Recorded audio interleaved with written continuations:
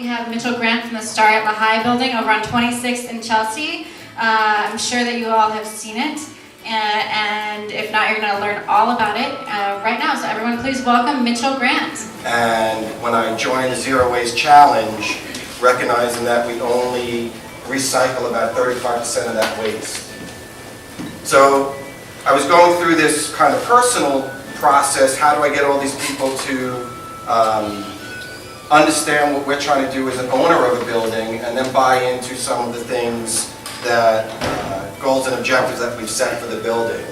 But I think having a moral and social responsibility to do good beyond just profit, and having such a large footprint in the West Chelsea community is really the mission that I've come on, that I had never planned to really go down that road.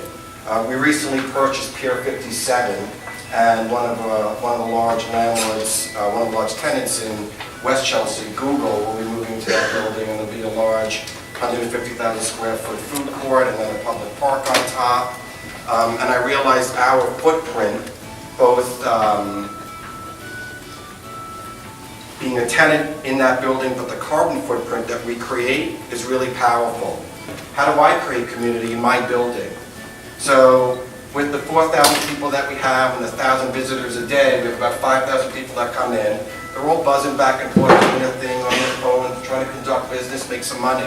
And here I am as one person trying to kind of corral them all together to have a common goal.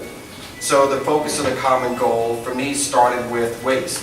What that has then taken me to the next level through managing waste. I've now joined the mayor's office for the Carbon Challenge. I'm like, okay, Carbon Challenge. They called me up. You're a big builder in the city. Join the Carbon Challenge.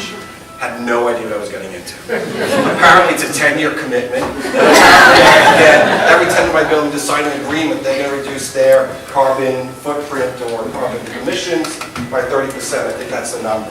And the building has to do the same. Well, what could I do as a citizen in my role as a property manager and translate those goals to something really practical within my environment? So I selected 7 of those goals that I thought were easily translatable to something I can manage that's tangible for me, that I could set goals and work with my tenants to achieve. He brings me up to the corporate office. I meet with the CFO, I meet with him. They're really impressed with kind of the concept of what this woman was doing. But they said to me, we like the idea, we're willing to give you the money, but we don't want it to go abroad. We want you to do something locally. So that's when I kind of morphed from this concept of demand response, energy conservation, savings that a landlord could get, and then giving it back to the community. So I have to give credit to the woman that brought that to me and has given me this opportunity. So I'm in the process right now. I've met with Con Edison, I met with the mayor's office. I'm trying to get people onto an advisory board. There's some conflicts with apparently my mission and goals in there, so they can't officially endorse me, but they certainly see that we have similar goals and objectives, so they're willing to support me to an extent to make this successful. So what I'm looking at right now is I've had a lunch and learns with Con Edison, spoke about this to a number of the large tenants in this community, and my ultimate goal is in the first quarter of next year to start sending out invitations to the people that I met with and have those tenants participate, or those buildings participate in these energy conservation measures, something we can measure. Have the tenants participate to an extent that they can and measure what they're contributing.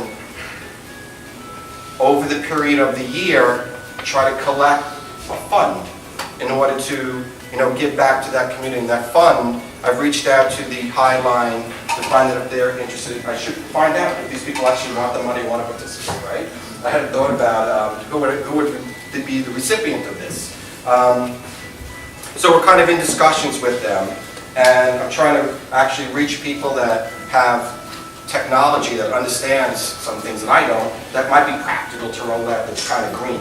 So I'm trying to come up with a number of goals or projects that we could roll out to the community, and that's where I am right now. You have to have a community to make things successful. I think my goal through the West Chelsea Energy Alliance is to bring everybody together to have a common purpose, collectively work in our own buildings, and mutually think of ourselves as a community, not just a group of people living in different spaces on different streets, but have some reason to call that neighbor next door and say, how are things going? Could I help you? Could I share some resources? How is it working out with your projects?